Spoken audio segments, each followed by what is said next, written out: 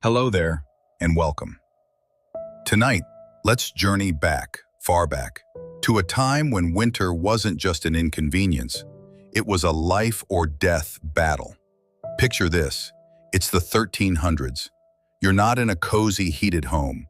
You're in a one-room cottage in medieval Europe, with smoke curling from a small fire and frost creeping across the inside of the walls.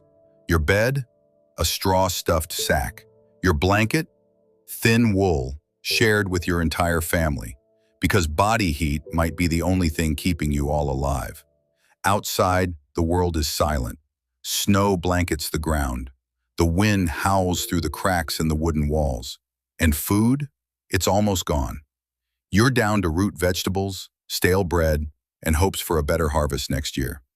This was winter during the Little Ice Age, a centuries-long cold snap that swept across Europe.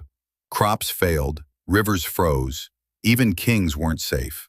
There's a chilling story of Queen Elizabeth of Hungary, found frozen in her own castle, unable to escape the cold that seeped through stone walls. But amid the struggle, there was something else: resilience. On December 26th, after Christmas, peasants celebrated the feast of Saint Stephen, a rare day of joy. For once, the roles were reversed.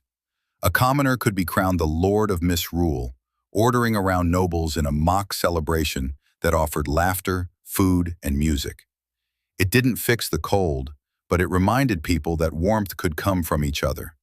There's a story from 1377. Two peasant families out of food shared their last scraps during this feast.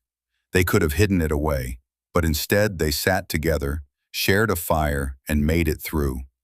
Because in the medieval world, survival wasn't about going it alone, it was about leaning on one another.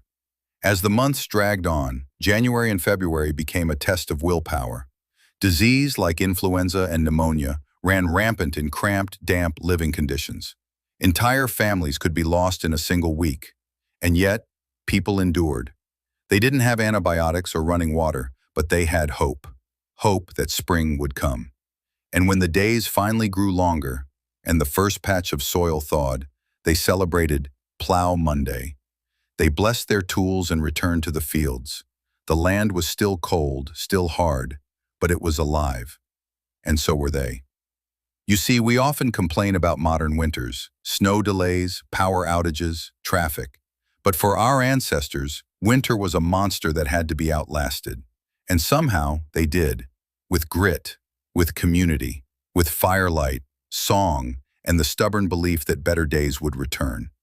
So the next time you sip cocoa under a warm blanket, remember them, the men, women, and children who faced down a frozen world and survived. And maybe, just maybe, let their story remind you, even in the coldest winters, the human spirit burns bright.